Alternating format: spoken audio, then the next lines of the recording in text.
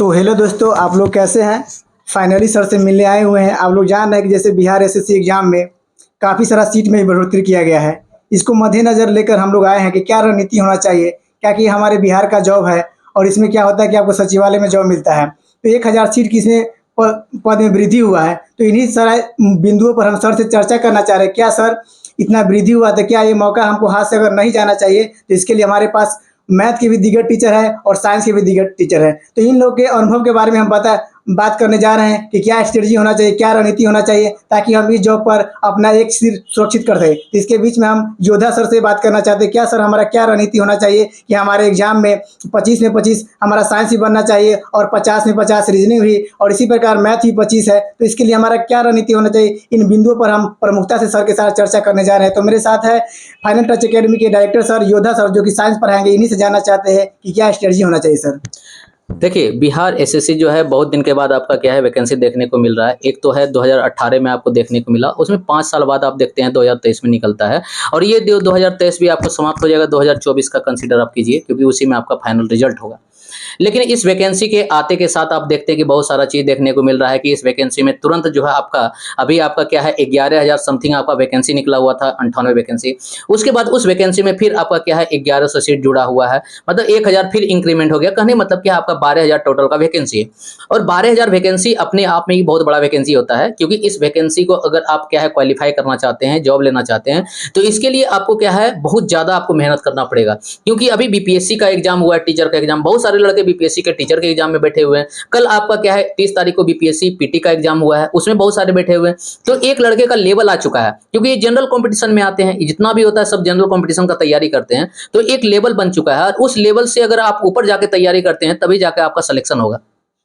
तो सिलेक्शन का सबसे पहला स्ट्रेटजी आपका ये होना चाहिए कि जो भी आपका सिलेबस है, उस सिलेबस को एक क्या है टेबल पे रखिए, और उस टेबल में देखिए कि किसका वेटेज ज्यादा है, और कौन सा टॉपिक आपके समझ में आ रहा है, और कौन सा में आप वीक हैं, कौन सा सेक्शन आपका कमजोर है, उसमें आप मेहनत कीजिए। और जो आपको आता है उसके लिए आप क्या है प्रैक्टिस कीजिए। इधर उधर से कहीं से अगर हेल्प मिल पाए आपको, ऑनलाइन ऑफलाइन कोचिंग संस्था से, या आपके हो सकता है दोस्त वगैरह से, कहीं से आपको हेल्प मिल पाए तो वो हेल्प लीजिए। क्योंकि जब तक उस लेवल का आपका प्रिपरेशन नहीं होगा, तो क्योंकि इसमें जानते हैं आपका क्या है कट ऑफ बहुत ज्यादा हाई जाता है। आप जानते हैं 150 अगर क्वेश्चन पूछा जाएगा, तो 150 क्वेश्चन में 90 से 100 के बीच जिसमें सही होता है, उसी का यहाँ पे आपको क्या है देखने को मिलेगा सिलेक्शन। साथ में यहाँ क्या है निगेटिव मार्किंग है। निगेटिव मार्किंग होने पे और ज्यादा सिलेक्शन की संख्या घट जाती है, क्योंकि आपका कुछ ना कुछ आपका आंसर गलत होता है, ये जानते हुए भी गलत होता है। क्योंकि जब हम क्या है एग्जाम देके आते हैं, गेट से बाहर जैसे निकलते हैं, क्या मेरा 2 3 4 5 क्वेश्चन गलत हो जाता है, और ये क्वेश्चन क्या हो सकता है आपको मेरिट से अलग कर दे। तो आपका रणनीति ये होना चाहिए कि आप सबसे पहले सिलेबस को देखिए, सिलेबस में किन किन चीजों से क्या क्या आ रहा है, उन सिलेबस के बारे में आप क्या है थ्रू आउट जाइए। आपको साइंस अगर पढ़ना है तो साइंस का 25 क्वेश्चन आपका पूछा जाएगा, और साइंस में अगर 25 क्वेश्चन आता है तो ये क्वेश्चन ज्यादा हार्ड लेवल का नहीं होगा, क्योंकि आप भी एक तो से क्या है ये जो है 12th बेसिस पे आया हुआ है, 12th लेवल पे, तो ये ग्रेजुएशन लेवल का क्वेश्चन नहीं पूछेगा। लेकिन इसमें लेवल होगा, क्योंकि आपको सिलेक्शन करना है, तो बिहार सरकार आपको छांटने के लिए आई है। अब जो उसमें एक तो से सिलेक्टेड होंगे, इसका मतलब है क्या उनका तैयारी बहुत बढ़िया तरीका से हो चुका है। तो आपको सबसे पहले समझना होगा कि साइंस में क्या क्या चीज पढ़ना है। साइंस में आपको 3 पोर्शन आता है, फिजिक्स केमिस्ट्री बायोलॉजी, लेकिन सबसे ज्यादा जो इंपॉर्टेंट चीज है साइंस में वो आपका बायोलॉजी है। और बायोलॉजी पे जिनका भी पकड़ है वो समझिए कि बहुत बढ़िया से साइंस कर सकते हैं। और मेन बायोलॉजी के बाद आपका केमिस्ट्री आता है, और केमिस्ट्री के बाद आपका फिजिक्स आता है। अगर इस तरह से आप तैयारी करते हैं, पहले आपका बायोलॉजी होना चाहिए, उसके बाद आपका क्या है केमिस्ट्री होना चाहिए, उसके बाद आपका फिजिक्स होना चाहिए। और इस तरह से करते हैं तो हमको लगता है कि 25 में आपका एक तो से 23 24 इस तरह से मार्क्स आपको देखने को मिला। कहने का मतलब क्या है 20 नंबर के ऊपर ही आप रहिएगा। दूसरा बात ये होता है कि अगर साइंस है तो इसमें बहुत ज्यादा पोर्शन ये होता है कि अगर साइंस बहुत बढ़िया आपका है तो आप फिर क्या करें, तो आपको प्रैक्टिस करना पड़ेगा, क्योंकि प्रैक्टिस लगाना पड़ेगा। क्योंकि टाइम अगर साइंस में बचा लिए तो वो टाइम आप मैथ में बचा सकते हैं, वो टाइम आप रीजनिंग में बचा सकते हैं, वो टाइम आप क्या है किसी और में लगा सकते हैं। तो जितना ज्यादा एक सब्जेक्ट अगर आपके कंट्रोल में है उससे टाइम बचाइए, और बचा के किसी और चीज में जो आपका टफ सेक्शन है, जो आपका हार्ड सेक्शन है, उसमें आप लगाने का काम कीजिए। अब वो प्रोसेस अभी से ही चालू लगना चाहिए, क्योंकि अगर अभी से आप तैयारी करते हैं तो कम से कम ये होगा कि आपके दिमाग में वो माइंड सेट बन जाएगा, और जब एग्जाम में आप जाइएगा उसी तरह से आपको रणनीति वहां पे भी अपनाइएगा, और आपका सिलेक्शन 100% होगा। तो दोस्तों, आप योद्धा सर से जान रहे थे, काफ़ी अच्छे तरीके से सर ने इसके बारे में बताए हैं। अगर इसी प्रकार से अगर आप मैथ की भी अगर तैयारी करना चाहते हैं, अगर आपका मैथ कमजोर है, आपको गुना भाग करने जैसे कैलकुलेशन करने में आपको प्रॉब्लम होता है, तो उसके लिए हमारे पास दिग्गज टीचर मैथ के जुड़ चुके हैं। उनका नाम है दीपक सर, जो ऑलरेडी कई एग्जाम में पढ़ाए हैं और कई सालों का पढ़ाने का उनके पास तजुर्बा भी है। तो इन्हीं तजुर्बा के बारे में हम सर से जानना चाहते हैं, क्या सर 25 में 25 क्वेश्चन भी लाया जा सकता है? इसके अलावा क्या है कि बहुत सारा लड़कियां होती हैं, उनको मैथ से डर लगता रहता है, उसको लगता है कि मैथ मेरे लिए बहुत सारा प्रॉब्लम क्रिएट कर देगा, जिससे मेरा मेरिट नहीं बन पाएगा। तो सर कैसे आप पढ़ाते ताकि मैथ बच्चों के लिए बहुत आसान हो जाता है और उसको मजा आने लगता है? तो सर क्या 25 में 25 लाना, इतना कम समय दिया गया है हमको, आप जानते हैं कि बहुत जल्दी एग्जाम कंडक्ट कर लिए जाएंगे, तो क्या इसके लिए 25 में 25 लाने के लिए अगर हमारे पास जो टाइम है उसके लिए एनफ है? क्या 25 में 25 सर लाया जा सकता है? सर से हम जानना चाह रहे हैं। सर दीपक सर बताइए। Thank you. पहले मैं बता दूं कि अभी जैसे कि हमने अभी आए थे सर के पास, तो हमको यहाँ पर पता चला कि कुछ बताना है। तो मैं बता दूं कि मैथ तो मैं पढ़ाता हूँ, लेकिन बहुत अलग अलग संस्थानों में जाके अभी मैथ हम पढ़ा रहे हैं। अभी बिहार में बाहर है, लेकिन आपको वैकेंसी इतनी है कि आप पढ़िए, पढ़ने के अलावा आप अब सब कुछ भूल जाइए। ठीक है, चुनावी मुद्दा है इस साल 24 और 25 में, और आपको केंद्र सरकार और बिहार सरकार द्वारा वैकेंसी की भरमार है। जैसे कि आप एसएससी जीडी का वैकेंसी 86,000 प्लस मिल चुका है, उसका भी आपका नोटिफिकेशन आ चुका है, उसका फॉर्म भराएगी। लेकिन आप उसके लिए पढ़िए, जिन बच्चे के साथ हाइट है वह एसएससी जीडी का तैयारी करेंगे, और बिहार एसएससी जो कि आपका वैकेंसी 11,000 समथिंग वैकेंसी आया था, लेकिन 1,000 के सीट की बढ़ोतरी हुई है, जो कि आपका 12,199 पद हो गया है। आप इसका तैयारी कैसे करें, थोड़ा सा हम इसके विस्तार में जाके बताएंगे मैथ के बारे में। जैसा कि आप मैथ पढ़ रहे हैं, अच्छी बात है, लेकिन मैथ को ट्रिकली पढ़ें और आप कम समय में कैसे पढ़ें, इसके बारे में हम थोड़ा सा अभी विस्तार से बता रहे हैं। जैसे कि इसमें मैथ जो है आपका प्रीवियस ईयर आप बनाइए। ठीक है, क्लास कहीं किए हैं तो अच्छी बात है, नहीं किए हैं, बहुत जगह आपकी क्लास चल रही है, आप जाके वहां पढ़े या मेरे से भी पढ़े पटना में। जैसा कि आप पहले कम समय में 2 से 3 मंथ आपके लिए समय है बिहार एसएससी, और आप कम से कम हर क्वेश्चन को बारीकी से 2 बार 3 बार बनाएं।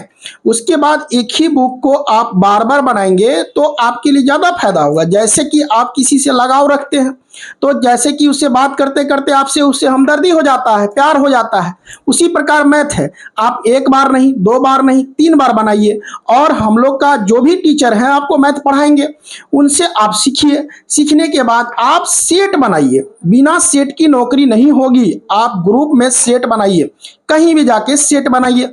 इसके बाद बिहार एसएससी आपको 10 साल के बाद वैकेंसी आई है बिहार में, जो कि 2014 में आया था, 17 में एग्जाम हुआ, कैंसिल हो गया, 18 में एग्जाम हुआ, उसके बाद 20 में उसका मेंस होता है, उसके बाद ज्वाइन 21-22 में हुआ है। तो मैं मानता हूं कि 10 साल बाद जो वैकेंसी आया है, इसको छूटने न दे।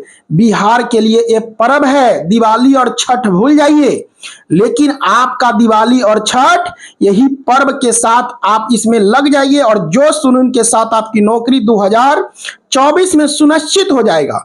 मैं बता दूं कि इसी मंथ के लास्ट तक बिहार एसएससी सचिवालय सहायक 2,000 प्लस सीट पर फिर बहाली दे रही है। ग्रेजुएट लेवल जो पोस्ट ग्रेजुएट है उनके लिए खुशखबरी है, क्योंकि चुनावी मुद्दा है। और आपको मैं बता दूं, दरोगा का भी वैकेंसी आ गया है, उसके बाद फिर बिहार पुलिस भी आ रहा है, और बिहार पुलिस की एग्जाम जो मेरे प्यारे विद्यार्थी जी आप एग्जाम दिए होंगे 1 तारीख को, आज के दिन जो एग्जाम दिए होंगे, बहुत बहुत बधाई हो। आप बनाए होंगे क्वेश्चन, उसमें मैथ भी पूछता है 10 नंबर का, और आप आने वाले जो 7 और 15 तारीख का बिहार पुलिस का एग्जाम होगा, उसके लिए भी शुभकामना, ढेर सारा बधाई का आप पात्र हैं, और अच्छे से एग्जाम दीजिए। क्वेश्चन निगेटिव मार्क है और उससे बचना है, क्योंकि गलती ना करें, क्योंकि अब का एग्जाम पहले के अपेक्षा कठिन हो गया है, क्योंकि पढ़ने वाले की संख्या बहुत कम हो गई है। क्योंकि पहले पटना में पढ़ाई लिखाई का ढंग कुछ अलग था, इतने मनोरंजन का साधन हो गया है, उससे बचना है, और आप अपने कैरियर पर ज्यादा ध्यान दीजिए, क्योंकि आपकी वैकेंसी बहुत सारे मात्रा में आ रही है।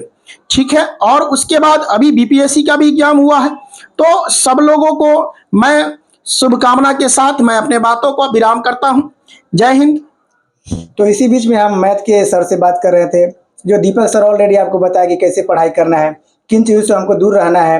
ये हमारे लिए एक पर्व का मौसम आ गया है। जैसे में IPL होता है, जो प्रेसिडेंट के लिए बहुत सारा क्रिकेट के फैन होते हैं, उनके लिए एक बहुत सुनहरा मौका आता है। उसी प्रकार अगर आप बिहार में रहकर नौकरी करना चाहते हैं तो ऑलरेडी आप जानते हैं कि बिहार में एक महापर्व आया है, महाधमाका ऐसा आया है कि इस बार अगर आप ठान लेते हैं तो इस बार आपका बेरोजगारी पार हो जाएगा, अपने माँ बाप के सपनों को भी साकार कर सकते हैं। तो इसी बीच में हम फाइनली सर से बात करना चाहते हैं, योद्धा सर से, जो कि आप जानते हैं कि योद्धा सर बहुत सारा अच्छे स्ट्रेटजी बताते हैं, रणनीति बताते हैं। तो क्या सर, बहुत सारे लड़का होते हैं जो पढ़ाई के दरमियान भटक जाते हैं, वो फॉर्म तो भर देते हैं लेकिन इस कंटिन्यूटी को नहीं पूरा कर पाते। तो सर कंटिन्यूटी कैसे पूरा कर पाए ताकि मेरा मन इधर उधर न भटके और हम डेली 2 सेट का प्रैक्टिस कर सके और अच्छे टीचर से पढ़ पाए। तो सर क्या रणनीति होना चाहिए, कैसे हम नहीं भटके?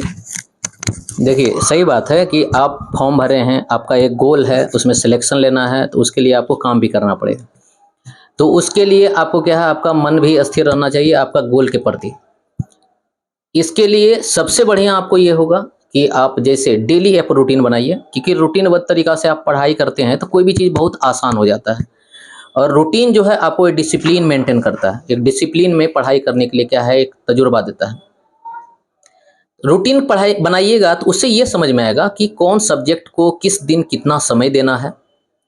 और आपको अगर ये चीज़ करिएगा तो आपको बेनिफिट क्या होगा, एक तो अंदर से खुशी आएगा, एक एनर्जी मिलेगा और साथ में आपका सिलेबस भी पूरा होते जाएगा। आपको लगेगा कि लास्ट समय में कि नहीं, हमने बहुत कुछ तैयारी कर चुका है, जो कि बहुत सारे लड़के नहीं कर पाते हैं।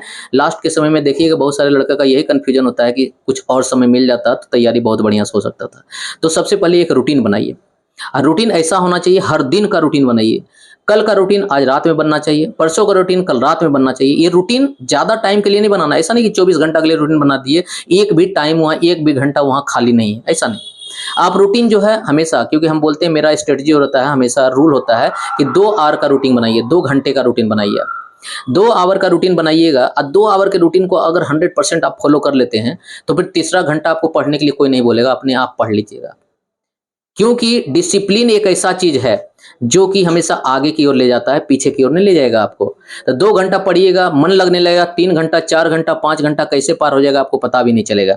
जैसे हमको क्रिकेट खेलने में अगर मन लगता है, क्रिकेट का मैच चल रहा है, तो हम अगर T20 देखते हैं, अगर एक तो से क्या ODI भी देखना चाहते हैं तो हम 4 घंटा, 5 घंटा, 10 घंटा भी बैठ जाते हैं।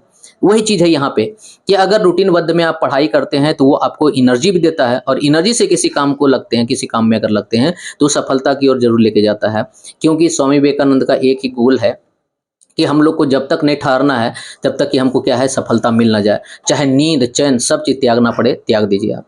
तो ये नींद चैन को त्यागिएगा। और एक तो से अब्दुल कलाम आज़ाद का, एक तो से क्या है, APJ अब्दुल कलाम का भी समझते हैं क्या, बहुत बढ़िया उन्होंने एक तो से कोट किए हैं कि सपना वो नहीं है जो कि हम लोग सोते हुए देखते हैं, सपना वो है जो कि हम लोग पूरा करने के लिए ठान लें। तो सपना ये होना चाहिए आपका कि अगर जॉब लेना है तो जॉब लेना है, ये अगर सपना है तो उसके लिए आपको दिखना भी चाहिए, उसे कामों में दिखना चाहिए, आपके क्या है डेली के व्यवहार में, बिहेवियर में दिखना चाहिए, व्यवहार में दिखना चाहिए। अगर ये बिहेवियर व्यवहार में ऐसा झलकता है तो दूसरा लोग भी बोलेंगे यार भाई मेरा सिलेक्शन नहीं होगा लेकिन तुम्हारा जरूर हो जाएगा क्योंकि तुम बहुत पढ़ रहे हो आजकल। तो इस तरह का चीज़ आपको देखने को जरूर मिलेगा अगर सही डायरेक्शन में काम करते हैं तो सर से बातचीत की और सर अपना रणनीति बताए, सर अपना एक्सपीरियंस साझा किए। तो ये साझा किए तो कैसा लगा आपको? अगर आप अगला चाहते हैं कि रणनीति किस वीडियो पर आना चाहिए, किस टॉपिक पर आना चाहिए, तो हमें आप शेयर कीजिएगा। तो इसी बीच है क्या दोस्तों कि इस बिहार में बहुत सारा सुनहरा मौका आया है, तो इसी बीच अपने माँ बाप के सपनों को साकार कर सकते हैं। और कम उम्र में आप अगर जॉब लेना चाहते हैं तो 12th पास एक बहुत मिनिमम उम्र होता है। अगर इसको पार करके आप जॉब ले लेते तो समाज में आपका अलग वैल्यू रहता है। तो इसीलिए मेरे एक शेर याद आ रहा है कि अपने मंजिल को भुलाकर जिया तो क्या जिया, है दम तुझमें तो इसे पाकर दिखा।